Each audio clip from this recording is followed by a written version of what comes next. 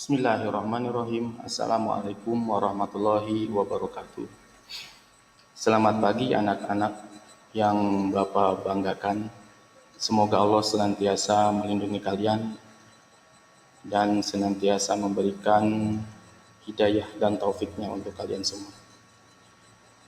Untuk kesempatan kali ini, Bapak akan memberikan materi yang pertama untuk kelas 12, mata pelajaran matematika. Materinya itu adalah tentang peluang, ya. Peluang seperti yang ini kata-kata peluang itu sudah umum mungkin ya, sudah sering kali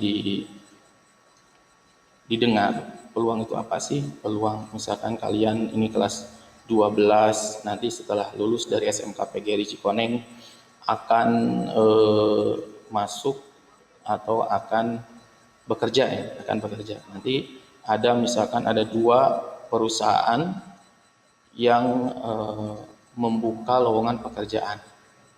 Semua siswa di SMK PGRI Cikoneng misalkan melamar kedua perusahaan itu ya. Nanti kita kalau misalkan yang sempat menghitung peluangnya itu supaya masuknya lebih peluang diterimanya lebih besar, bagaimana nih?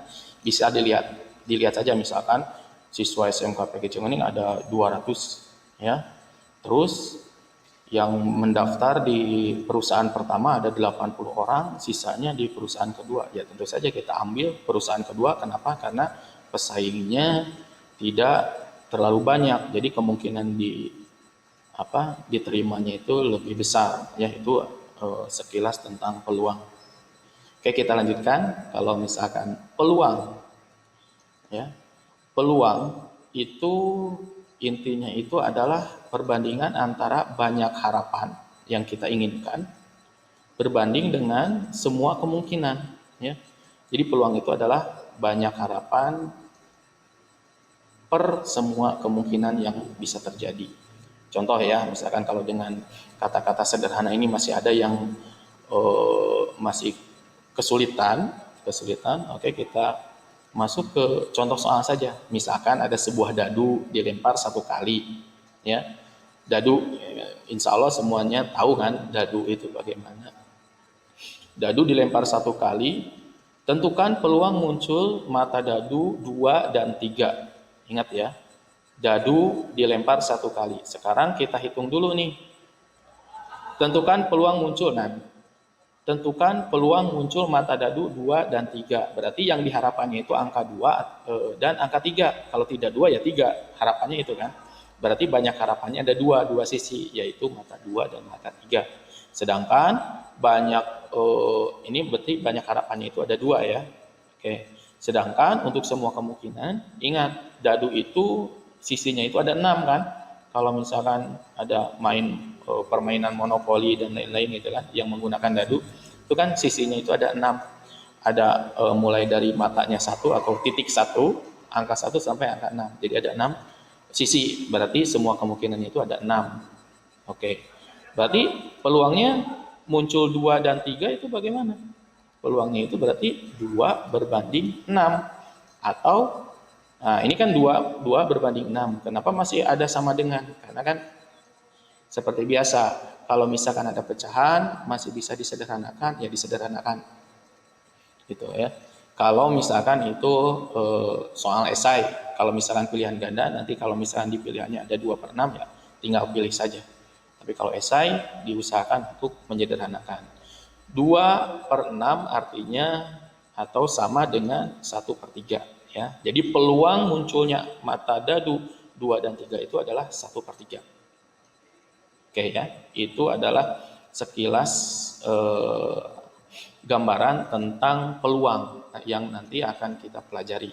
Nah, tapi untuk pertemuan yang sekarang, Bapak akan memberikan materi seperti pondasinya ya, yaitu kaidah pencacahan. Apa sih kaidah pencacahan itu? Nah, ini bahasa bukunya. Kaidah pencacahan, nah itu kan istilah Bapak bahasa buku atau yang mungkin kalian kalau baca-baca buku kira-kira seperti inilah kata-katanya. Kaidah pencacahan adalah suatu kaidah yang digunakan untuk menghitung Baik, selanjutnya yaitu materi kaidah pencacahan. Ya, kaidah pencacahan itu apa? Kaidah pencacahan itu adalah suatu kaidah yang digunakan untuk menghitung berapa banyak cara yang terjadi dari suatu peristiwa. Ya, seperti tadi kan, kalau tadi ada dadu dilempar, ya, kemungkinan yang terjadinya itu ada 6. Kenapa? Karena ada 6 sisi dadu yang berbeda, ya kan. Jadi kalau misalkan dadunya dilempar, berarti ada 6 kemungkinan yang berbeda. Nah, sekarang ada kaidahnya atau ada caranya untuk menghitung berapa banyak yang terjadi. Tentu saja nanti ke depan sebagai orang-orang terpelajar, jadi masalahnya itu tidak hanya eh, masalah yang sederhana saja seperti dadu dilempar, itu kan bisa langsung ditebak ada berapa kemungkinan yang bisa terjadi, ada 6 kemungkinan yang terjadi. Koin dilempar ada 2 karena ada 2 sisi koin yang berbeda dan lain-lain. Nah, di sini adalah eh, kita akan belajar tentang bagaimana cara menghitung yang lebih menghitung kemungkinan yang masalahnya itu lebih kompleks lagi, ya, dengan menggunakan kaidah pencacahan. Oke, kita lanjutkan. Untuk yang pertama, caranya itu bisa dengan pengisian tempat yang tersedia atau filling slots. Di sini yang Bapak gunakan itu adalah dengan aturan perkalian, ya. Caranya bagaimana? Caranya adalah seperti ini, ya. Jadi kalau misalkan dalam satu kegiatan atau misalkan lempar dadu saja, ya, lempar dadu dilakukan berkali-kali. Nah, berarti nanti kan akan ada beberapa kemungkinan, ya kan. Itu kan tinggal kalau misalkan beberapa kejadian, kalau tadi kan dilempar 1 kali. Nah, sekarang kalau misalkan berkali-kali, nah itu kan berarti kejadiannya eh, bisa banyak, ya kan. Di sini bisa di kejadian pertama itu banyak kemungkinan. Untuk kejadian pertama lambangnya adalah K1, yang kedua K2, dan seterusnya sampai berkali-kali. Itu bisa digunakan aturan perkalian, ya. Oke. Terus bagaimana? Ya, rumusnya tinggal ini saja. Rumusnya tinggal dikalikan saja. Jadi K-nya itu, maaf, ini K-nya itu ya berarti semua kemungkinannya itu akan sama dengan, nah, K1, K2, berarti kemungkinan ke-1 ada berapa, kemungkinan kedua ada berapa, sampai yang terakhir, kejadian, maaf ya, bukan kemungkinan, tapi kejadian ke-1 ada berapa pilihan, kejadian kedua ada berapa pilihan, sampai yang terakhir, ya. Oke, kita lanjutkan. Ini ada contoh, ya. Ini ada contoh, misalkan ada 2 celana berwarna merah dan biru dan 4 baju berwarna kuning, merah, putih, dan ungu. Ada berapa banyak pasangan warna celana dan baju yang dapat dibentuk? Ya, ini membuat setelan, ya, membuat setelan seperti itu. Ada beberapa cara. Nah, di sini berarti kita bisa menggunakan aturan perkalian. Kalau dilihat dari kejadian kan berarti kejadiannya itu kita memilih celana, kejadian pertamanya. Terus pada saat memilih celana ada berapa pilihan? Ada 2 kan? Karena di sana ada warna merah dan biru, ada 2, ya. Terus yang kedua berarti kejadian K2-nya berarti memilih baju. Di sini ada 4 pilihan, ya. Terus pertanyaannya, ada berapa banyak pasangan warna celana dan baju yang dapat dibentuk atau setelan, ya. Nah, itu. Setelan yang dapat dibentuknya itu ada berapa? Tinggal dikalikan saja. Pasangan baju dan celana itu berarti celananya ada 2 pilihan, bajunya ada 4 pilihan. Jadi kalian dari 2 celana dan 4 baju bisa didapatkan 8 setel, ya, atau 8 variasi yang berbeda, ya. Bisa celananya warna merah, bajunya warna putih misalkan. Seperti itu, ya. Baik. Selanjutnya, setelah tadi kita mempelajari pengisian tempat yang tersedia dengan cara perkalian, yang selanjutnya itu adalah dengan cara kombinasi, ya. Dengan yang kedua itu adalah dengan cara kombinasi. Kombinasi itu apa? Kombinasi itu adalah susunan K objek dengan urutan tidak diperhatikan dari N objek yang tersedia. di mana K kurang dari N. Maksudnya, jadi kombinasi itu nanti dari misalkan ada 10 orang akan diaudisi untuk dijadikan KM dan wakil KM. Nah, berarti kan diambil 2. Misalkan dari 10 akan diambil 2. Nah, itu. Jadi maksudnya susunan K itu berarti nanti yang diambilnya berapa dari N ya. Dari N itu berarti calonnya ada berapa? Dari akan diambil 2 dari 10 yang tadinya seperti itu. Kira-kira seperti itu. Nanti di sini ada kalimat K-nya tidak boleh lebih dari N ya. Ya tentu saja kan. Kalau misalkan calonnya ada 10, yang dipilihnya harus kurang dari sama dengan 10. Tidak boleh misalkan calonnya ada 10 sementara yang diinginkannya 11. Nah, nggak bisa kan. Kita lanjutkan. Ini adalah kombinasi, materi kombinasi. Nah, ini nanti bentuknya seperti ini, kombinasi itu N, C, K.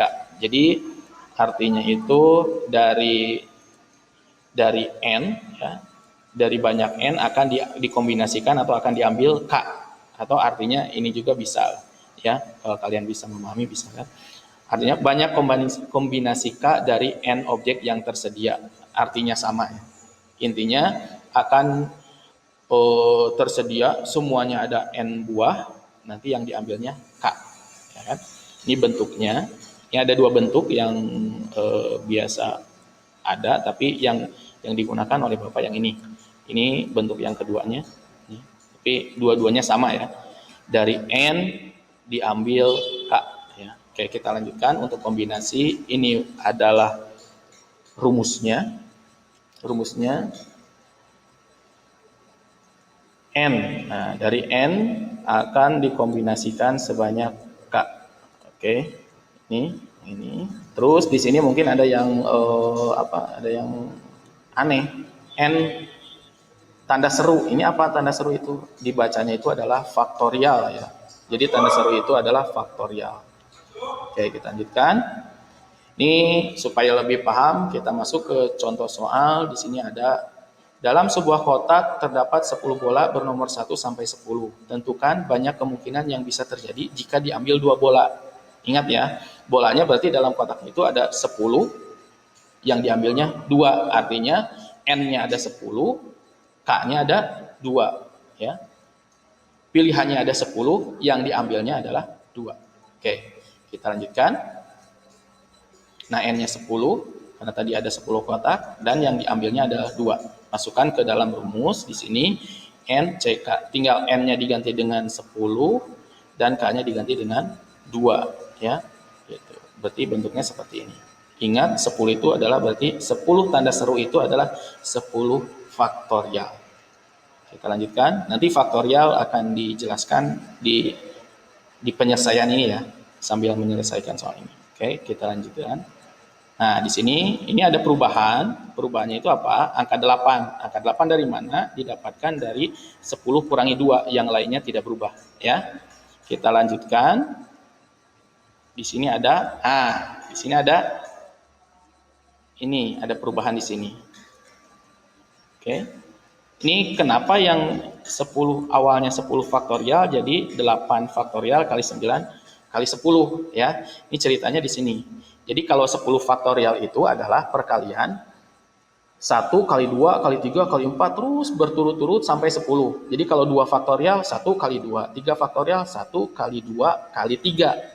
Oke ya, itu. Nah, sekarang perhatikan. Jadi kalau misalkan 10 faktorial itu adalah 1 kali 2 sampai dengan 10, berarti kalau 1 sampai 8 itu kan berarti bisa dianggap dengan 8 faktorial kan. Nah, disingkatnya 8 faktorial, berarti tinggal dikali 9 dikali 10. Oke. Nah, sehingga didapatkan yang ini. Ya. Dapat. Nah, untuk yang 8 faktorial. Oke. Kita lanjutkan ya, tadi kita ulangi dari 10 faktorial itu kan berarti perkalian dari 1 kali 2 kali 3 sampai dengan 10, angka 10 ya. Nah, ini. Terus di sini ada ini habis dulu bentar ya. Oke. Di sini ada 8 faktorial ya. Mungkin maaf sebentar. Nih. Nah, ini kan awalnya 10 faktorial. 10 faktorial itu berarti perkalian 1 kali 2 kali 3 kali 4 kali 5 kali 6 kali 7 kali 8 terus sampai 10 ya. Nah, terus kenapa di sini jadi 8 faktorial kali 9 kali 10 ya. Caranya seperti ini. Jadi seperti ini nih ya. Nah, kan kalau 10 faktorial itu berarti perkalian 1 sampai 10 ya. Perkalian 1 kali 2 kali 3 kali 4 kali 5 sampai dengan 10 ya. Sampai dengan 10. Tapi kalau misalkan kita ambil sampai 8 saja, nah ini sampai 8 kan berarti 1 kali 2 kali sampai 8 itu bisa diwakili dengan 8 faktorial kan? 8 faktorial. Nah, sisanya 8 kali 9 sisanya adalah tinggal 9 kali 10 untuk mencapai 10 faktorial ini. Oke. Kenapa dijadikan 8 faktorial? Ya, kenapa dijadikan 8 faktorial? Oke, ini adalah alasannya kenapa dijadikan 8 faktorial. Karena ini kan ada angka 8. Oke. Di sini ada angka 8 faktorial, di sini 8 faktorial supaya mudah nanti dalam pengoperasiannya. Kalau angka yang sama dibagi ya jadi 1 kan? Jadi 1. Jadi dapat 1. Oke. Dapat 1 berarti sisanya kalau 1 dalam perkalian itu bisa diabaikan. Jadi dihilangkan saja.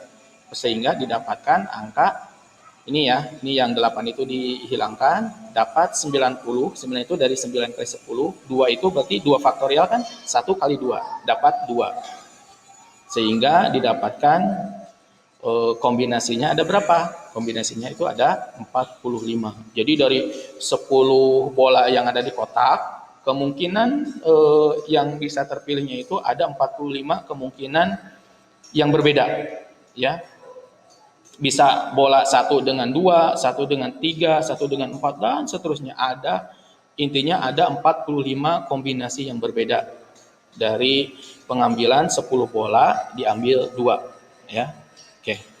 Itu materi untuk pertemuan yang pertama yaitu tentang kaidah perkalian dengan kombinasi.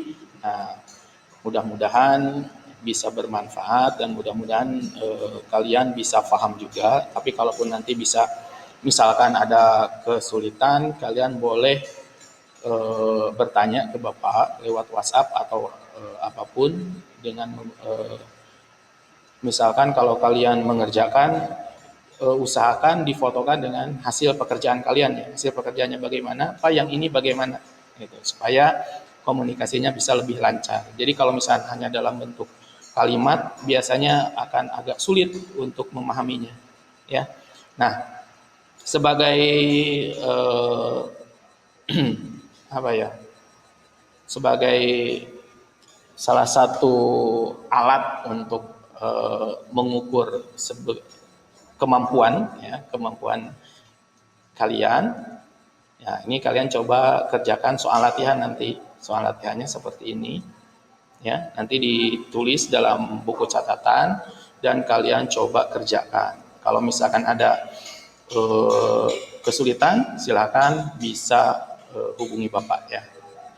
Silakan. Seperti itu, mudah-mudahan bermanfaat. Mohon maaf atas segala kekurangan. Assalamualaikum warahmatullahi wabarakatuh.